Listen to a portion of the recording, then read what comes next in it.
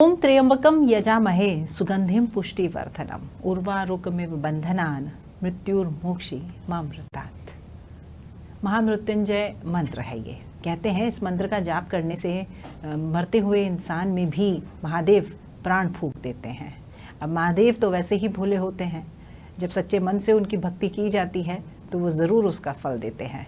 और महाशिवरात्रि का ये पावन पर्व तो बेहद आवश्यक और बेहद विशेष है हर उस भक्त के लिए जो महादेव की पूजा करता है नित्य प्रतिदिन।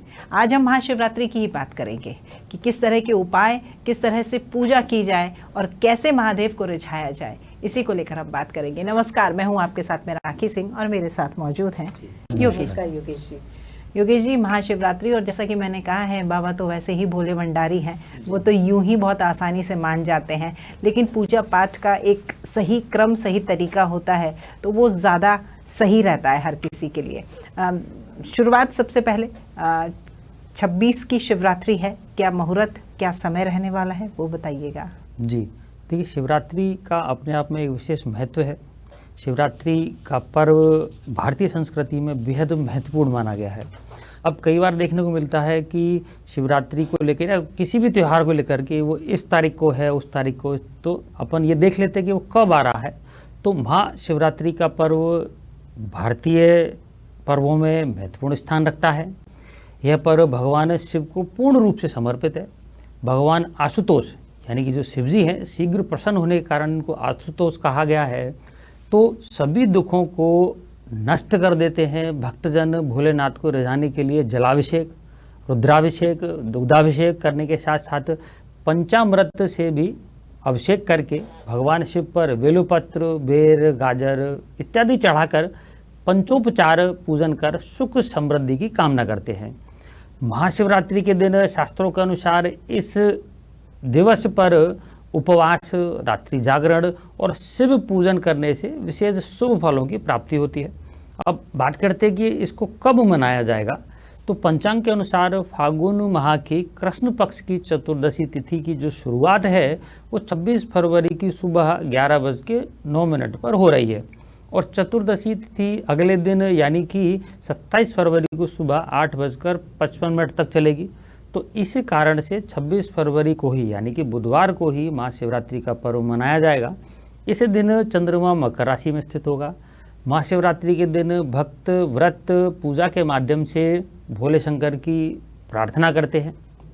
महाशिवरात्रि पर श्रद्धा भाव से शिवलिंग पर अभिषेक करने से समस्त कष्ट जो है वो दूर होते हैं और भक्त के सारे मनोरथ भी पूर्ण होते हैं। जी, तो ये तो बात हो गई कि कब शिवरात्रि है और क्या संयोग रहने वाला है।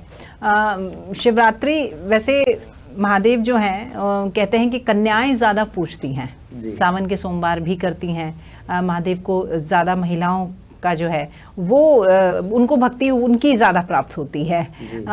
क्या विशेषता ऐसी होती है कि महिलाएं ज़्यादा पूजती हैं, या फिर शिवरात्रि पर कुछ ऐसा विशेष रहता है महिलाओं के लिए कि वो किस तरह की पूजा करें और क्यों ये इतनी खास महिलाओं के लिए है? और साथ ही साथ क्योंकि जब व्रत कर रहे हैं तो व्रत में अगर दान पुण्य ना जुड़े तो ऐसा हो ही नहीं सकता है, तो वो भी ज़रा बताइए।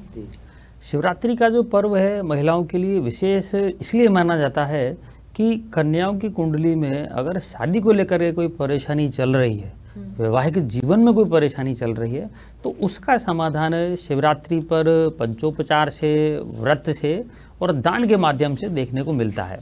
तो महिलाओं के लिए इसलिए इसको एक विशेष महत्वपूर्ण माना गया है। शादी के योग अविवाहित कन्याओं के लिए महाशिवरात्रि का पर्व बेहद महत्वपूर्ण रहता है, क्योंकि इस दिन जो कन्या शिवजी का व्रत करती है उसे शिवजी के आशीर्वाद से श्रेष्ठ वर की प्राप्ति होती है। वहीं दूसरी ओर विवाहित महिलाओं के लिए महाशिवरात्रि पर्व की बात करें तो विवाहित महिलाएं अपने वैवाहिक और पारिवारिक जीवन में सुख, शांति, समृद्धि और स्थिरता के लिए इस दिन व्रत करती हैं। ऐसा माना जाता है कि इस व्रत से इनके जीवन में आने वाली परेशानियां दूर होती हैं और रुके हुए कार्य पूर्ण होते हैं। अब बात करें कि शिवरात्रि पर दान का क्या महत्व है, किन किन वस्तुओं का दान करना चाहिए। तो महाशिवरात्रि के पावन पर्व पर भगवान शिव और माँ पार्वती की पूजा अर्चना करने का एक विशेष विधान रहता है। साथ ही इनका व्रत भी किया जाता है। धार्मिक मान्यताओं के अनुसार इस दिन पूजा के अलावा कई विशेष चीज़ों का दान करने पर जीवन में सुख और शांति की वृद्धि होती है। दान हमेशा विश्वास के भाव से ही करना चाहिए। तो इन दान की वस्तुओं को जान लेते हैं। तो सबसे पहले बात करें वस्त्रों का दान। महाशिवरात्रि के पावन पर्व पर अपनी श्रद्धा के अनुसार यदि ज़रूरतमंद लोगों को कपड़ों का दान किया जाए तो निश्चित रूप से जीवन में खुशियों का आगमन होता है, रुके हुए कार्य आपके पूर्ण होते हैं। अब दूध के दान की बात करें तो महाशिवरात्रि पर दूध और दूध से बनी वस्तुओं का दान करना भी बेहद श्रेष्ठ माना गया है। ज़रूरतमंद लोगों को दूध से बनी वस्तुओं के दान करने से आर्थिक समस्याओं से मुक्ति मिलती है। इस दिन शिव जी का दूध से अभिषेक करना भी निश्चित रूप से परेशानियों में कमी करने वाला साबित होता है। तिल का दान इस दिन महत्वपूर्ण माना गया है। तो महाशिवरात्रि पर तिल का दान करने से जिन लोगों की कुंडली में पितृदोष का निर्माण हो रहा है तो ऐसे लोगों को इस तिल के दान से पितृदोष में काफ़ी कमी देखने को मिलती है और भाग्य में स्पीड आती है। शिवरात्रि के दिन गाय को रोटी चारा खिलाना चाहिए। अगर आप रोज़ ऐसा नहीं कर पाते हैं तो महाशिवरात्रि के दिन ऐसा जरूर करें। गाय की सेवा से शिव जी प्रसन्न होते हैं। और शिवरात्रि पर मीठी जो मिठाइयाँ हैं, पकवान हैं, खीर आदि का आप दान करें। इससे भी जीवन में सुख समृद्धि की प्राप्ति होती है, जीवन में खुशहाली आती है। और शिवरात्रि के दिन जातक को शनि देव से संबंधित काली वस्तुओं का भी दान करना चाहिए। शिवरात्रि पर काले तिल के दान से शनि के जो सारे प्रकोप हैं वो दूर होने को देखते हैं। योगेश जी, एक सवाल मेरा ये कि शिवरात्रि पर जब भी व्रत किया जाता है कुछ लोग भोजन भी करते हैं जी। कुछ लोग सागार यानी साबूदाने की खिचड़ी, फल आदि इनका सेवन करते हैं। ऐसा क्या होता है या फिर ये इच्छा अनुसार ही चलता है? अगर कोई भोजन कर रहा है तो वो व्रत मान्य होता है या फिर व्रत के नियम क्या कहते हैं भोजन आदि को लेकर के? जी देखिए, पूजा और व्रत के जो नियम है उनमें प्रमुख ये है कि व्यक्ति अगर स्वस्थ है, शिवरात्रि है, जन्माष्टमी है, कुछ विशेष पर्व होते हैं, तो व्रत का मतलब यह है कि फिर उपवास जैसा तो नहीं है इस व्रत में, आप थोड़ा सा फलाहार ले सकते हैं, उसके माध्यम से आप इस व्रत में आगे बढ़ सकते हैं। अगर व्यक्ति स्वस्थ नहीं है, जैसे गर्भवती महिलाएं हैं, छोटे बच्चे हैं, बुजुर्ग लोग हैं, या वो जिनकी कुछ दवाइयाँ मेडिसिन वगैरह चल रही हैं, तो वो अपनी अनुकूलता के हिसाब से आगे बढ़ सकते हैं। बाकी की इस व्रत में थोड़े से फलाहार के माध्यम से ही आगे बढ़ना चाहिए। अगर व्यक्ति स्वस्थ है और कर सकता है तो निश्चित रूप से इस नियम का पालन करना चाहिए। तो हम ये मान लें कि है ना, भोले भंडारी तो श्रद्धा भाव देखते हैं, अब जिसकी जैसी श्रद्धा उसका वैसा व्रत स्थिति के अनुसार। ठीक है, एक सवाल और मेरा ये कि शिवरात्रि के दिन लंबी लंबी कतारें लगी रहती हैं मंदिर में और अभिषेक करने के लिए, दुग्धाभिषेक करने के लिए भी लोग जाते हैं। और उसका भी कोई क्रम होता है कि क्या पहले फल चढ़ाएं या पहले दुग्धाभिषेक करें, और अगर आप चढ़ा रहे हैं खड़े होके करें या बैठ के करें, ये थोड़ा सा बता देखिए। ये सामान्य पूजा के नियम है। आप शिव जी को जल से अभिषेक करें, जल में आप काले तिल मिलाइए, दूध मिला सकते हैं, चीनी वगैरह है, पंचामृत वगैरह, दही मिला के, तो पंचामृत से आपको अभिषेक करना होता है। फिर शुद्ध जल से अभिषेक करके फिर उनके तिलक लगा के फिर वो सामान्यतः जो आपके फल की जो व्यवस्था है या फिर कुछ दान की ऐसी वस्तु जैसे काले तिल वगैरह हमने बताए हैं।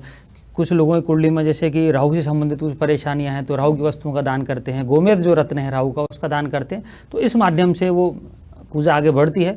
और फिर शिव जी के माला के माध्यम से आप अगर मंदिर में व्यवस्था है तो वहीं पे आप ओम नमः शिवाय का जाप करना चाहिए यथाशक्ति, 1 माला, 5 माला, 7 माला, 11 माला, तो इस क्रम से आप पूजा कर सकते हैं। जी चलिए ठीक है, आपने दान की बात की तो दान अगर राशि अनुसार पता चल जाए तो वो बहुत ही बेहतर रहता है, वो भी मैं आपसे जानूंगी। लेकिन फिलहाल हम रुक रहे एक छोटे से ब्रेक के लिए। ब्रेक के बाद आपका स्वागत है। हम बात कर रहे थे महाशिवरात्रि पर किन किन उपायों का ध्यान में रखा जाए और कैसे इस व्रत को आगे बढ़ाया जाए।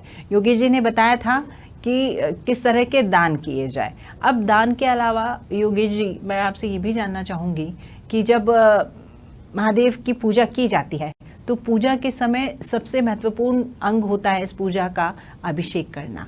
तो महादेव को जो अभिषेक करते हैं वो जल का, दूध का, किन किन चीज़ों से महादेव को अभिषेक किया जा सकता है उसके बारे में भी बताएं।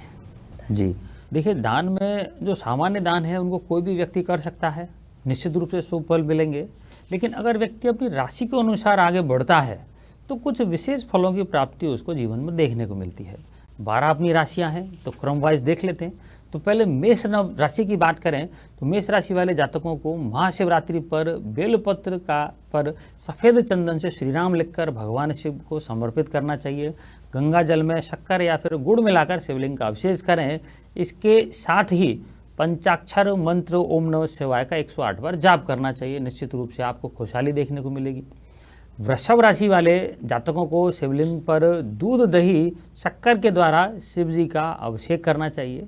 इससे वृषभ राशि वाले जातकों के जीवन में आर्थिक समस्याओं से निश्चित रूप से आपको कमी देखने को मिलेगी, छुटकारा देखने को मिलेगा। मिथुन राशि के जातक भांग मिश्रित दूध से शिव जी का अभिषेक करें। इसके साथ ही यदि शिवरात्रि पर गन्ने के रस से शिव जी का अभिषेक किया जाए तो नौकरी में उन्नति और व्यवसाय में धन लाभ की प्राप्ति देखने को मिलेगी। कर्क राशि वाले जातक शिवरात्रि पर दूध दही मिश्री या शक्कर के द्वारा शिव जी का अभिषेक करते हैं तो निश्चित रूप से उनको पारिवारिक जीवन में सुख शांति और स्थिरता की प्राप्ति होगी। सिंह राशि वाले जातकों को शुद्ध घी से शिव जी का अभिषेक करना चाहिए। इसके साथ ही यदि जल में लाल चंदन मिलाकर शिव जी को समर्पित करते हैं तो इनको भी अपने जीवन में चल रही परेशानियों से काफ़ी निजात देखने को मिलेगी। बात करें कन्या राशि की तो कन्या राशि वाले जातकों को शिवरात्रि पर शुद्ध जल में भांग धतूरा दूर्वा मिलाकर शिव जी का अभिषेक करना चाहिए। ऐसा करने पर इन जातकों को अपने गुप्त शत्रुओं पर विजय की प्राप्ति होगी। इसके साथ ही इनके रुके हुए जो कार्य हैं वो पूर्ण होंगे। तुला राशि वाले जातकों को शिवरात्रि पर पंचामृत में गुलाब के इत्र को मिलाकर शिव जी का अभिषेक करना चाहिए। ऐसा करने पर इनको धन की तो प्राप्ति होगी। अब बात करें आगे वृश्चिक राशि की तो वृश्चिक राशि वाले जातकों को शुद्ध जल में शक्कर शहद दूध गंगा जल और लाल चंदन मिलाकर शिव जी का अभिषेक करना चाहिए। ऐसा करने पर इनको भूमि भवन और वाहन से संबंधित शुभ फलों की प्राप्ति होगी और व्यवसाय में उन्नति देखने को मिलेगी। बात करें धनु राशि की तो धनु राशि वाले जातकों को शिवरात्रि पर कच्चे दूध में केसर गुड़ हल्दी और शक्कर मिलाकर शिव जी का अभिषेक करना चाहिए। इसके बाद पीले पुष्प भी भगवान शिव को आप समर्पित करें। ऐसा करने पर इनको लंबे समय से चली आ रही समस्याओं से जो छुटकारा है वो देखने को मिलेगा। मकर राशि वाले जातकों को शिवरात्रि पर तिल के शिव जी का अभिषेक करना चाहिए।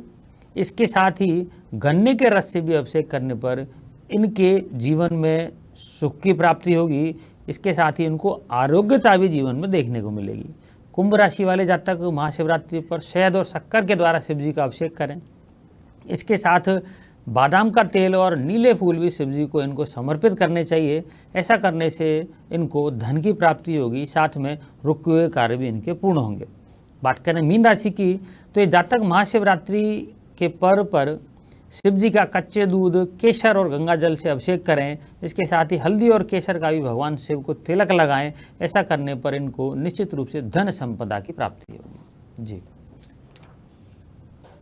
शिवरात्रि पर पहले तो मिट्टी से ही शिवलिंग बना लिया जाता था जी। और अब जब पूजा होती है तो मैं देखती हूँ कई घरों में फूलों से शिवलिंग बनाया जा रहा है, कुछ मिट्टी के शिवलिंग को ही पूज रहे हैं, बाकी मंदिरों में तो शिवलिंग स्थापित होते ही हैं। तो क्या अलग अलग तरह के शिवलिंग का अलग अलग महत्व होता है, और अगर होता है तो ऐसा क्यों है, और अगर इनकी पूजा होती है तो उससे क्या आपको लाभ होता है वो भी बता दीजिए। जी देखिए, शिवरात्रि के पर्व पर विभिन्न प्रकार के शिवलिंगों की पूजा करने का विधान है। जब व्यक्ति अपने विभिन्न प्रकार के जीवन में जो कष्ट हैं या जो अभिलाषाएं हैं उनकी पूर्ति के लिए आगे बढ़ता है तो उसको निश्चित रूप से विविध प्रकार के शिवलिंगों की पूजा भी करनी चाहिए। तो इसमें सबसे पहले अपन बात कर लेते हैं शिवलिंग की, कि जो सामान्यतः जो मंदिर में जो शिवलिंग है उनका तो अपने को पूजन करना ही है। और जब विभिन्नताओं की ओर अपन आगे बढ़ेंगे तो महाशिवरात्रि पर कुछ विशेष प्रकार के बनाए जाने वाले शिवलिंगों की पूजा करने से बहुत सारे सुखद परिणाम जीवन में देखने को मिलते हैं। फूलों से बने शिवलिंग की पूजा करने पर जिन जातकों के जीवन में भूमि और भवन से संबंधित यानी कि अपने घर को लेकर अगर कोई परेशानी चल रही है तो ये जो परेशानी है ये उनकी दूर होती है। इसी प्रकार से गेहूँ, जौ और चावल, इन तीनों का आटा समान भाग में लेकर इस आटे को गूंदकर जब शिवलिंग बनाए जाते हैं तो उस शिवलिंग की पूजा करने पर व्यक्ति के जीवन में स्वास्थ्य, धन और संतान को लेकर जो परेशानी चली आ रही है उसका समाधान देखने को मिलता है। इसी प्रकार से काले तिलों को भिगोकर जब शिवलिंग का निर्माण किया जाता है तो ऐसे शिवलिंग की पूजा करने पर जातक को अपनी जो मनोवांछित जो अभिलाषाएं हैं उनकी प्राप्ति होती है। गुड़ की डली से बनाए गए शिवलिंग की पूजा करने पर भी जातक को किसी अगर विशेष व्यक्ति से कोई प्रेम है तो उस प्रेम की प्राप्ति होती है। इसी प्रकार से बांस के अंकुर को जब शिवलिंग के आकार में काटकर उसकी पूजा की जाती है तो जातक को वंश वृद्धि में अगर कोई परेशानी चल रही है तो उसका समाधान देखने को मिलता है। इसी प्रकार से दही को कपड़े से निचोड़कर शिवलिंग के रूप में जब स्थापित किया जाता है तो ऐसे शिवलिंग की पूजा करने पर भी उस व्यक्ति को सुख की प्राप्ति होती है, समृद्धि में वृद्धि होती है और जो व्यवसाय है उसमें भी कई सारे स्रोत उसको देखने को मिलते हैं।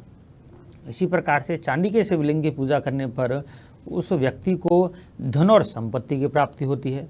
पारद के शिवलिंग की पूजा करने पर लोगों की जो मनोकामनाएं हैं उनकी पूर्ति होते हुए देखने को मिलती है। शिवरात्रि पर पीतल के शिवलिंग की पूजा करने पर भी व्यक्ति को आर्थिक समस्याओं से मुक्ति मिलती है। किसानों को अपनी उपज बढ़ाने के लिए गुड़ पर अन्न चिपकाकर शिवलिंग का निर्माण करके उसकी पूजा करनी चाहिए। ऐसी स्थिति में उनको अच्छे उत्पादन में जो वृद्धि है वो देखने को मिलेगी। दूर्वा के माध्यम से बनाए गए शिवलिंग की पूजा करने पर व्यक्ति के जीवन में अगर अकाल मृत्यु को लेकर कोई भय बना हुआ है तो उससे उसको मुक्ति देखने को मिलती है। मोतियों से बनाए गए शिवलिंग की पूजा करने पर जातक के जो रुके हुए कार्य हैं वो पूर्ण होते हैं, भाग्य में वृद्धि होती है। इसी प्रकार से गाय के गोबर से बने हुए शिवलिंग की पूजा करने पर व्यक्ति के जीवन में ऐश्वर्य और धन की प्राप्ति होती है। जैसा कि हम और आप सभी जानते हैं कि महादेव तो भक्ति के भूखे होते हैं, बहुत आसानी से ही मान जाते हैं। अब क्योंकि महाशिवरात्रि का व्रत है और ये व्रत जो भी करते हैं लोग, जब वो हाथ जोड़ते हैं शिवलिंग के आगे तो वो कुछ ना कुछ तो ज़रूर मांगते हैं, अपने परिवार का सुख, समृद्धि और शांति। अब ये तीनों चीज़ें हर किसी के जीवन में इस महाशिवरात्रि पर आए और पूरा साल बनी रहें, इसके लिए महाशिवरात्रि पर अगर कुछ विशेष उपाय हों तो वो भी बताइए। हाँ, महाशिवरात्रि पर कुछ विशेष उपायों के माध्यम से जब अपन आगे बढ़ते हैं तो निश्चित रूप से जीवन में जो चल रहे कष्ट हैं, परेशानियां हैं, उनसे मुक्ति देखने को मिलती है। भाग्य में आपको स्पीड देखने को मिलती है। तो कुछ विशेष उपायों की बात कर लेते हैं। महाशिवरात्रि पर भगवान शिव की पूजा करते समय शहद के द्वारा शिवलिंग का अभिषेक करने पर व्यक्ति को धन संपदा से संबंधित अगर कोई परेशानी है तो उसमें निजात देखने को मिलती है। ऐसा करने से जातक के जीवन में जो लंबे समय से परेशानियां चली आ रही हैं उनमें आपको काफ़ी कमी देखने को मिलती है। शिव जी को बेलपत्र के बाद दूसरा सबसे प्रिय लगने वाला जो पत्ता है वो भांग का पत्ता है। तो शिव जी पर भांग चढ़ाने से हमारे जो मन के विकार हैं, जो बुराइयां हैं, उनमें काफ़ी कमी देखने को मिलती है।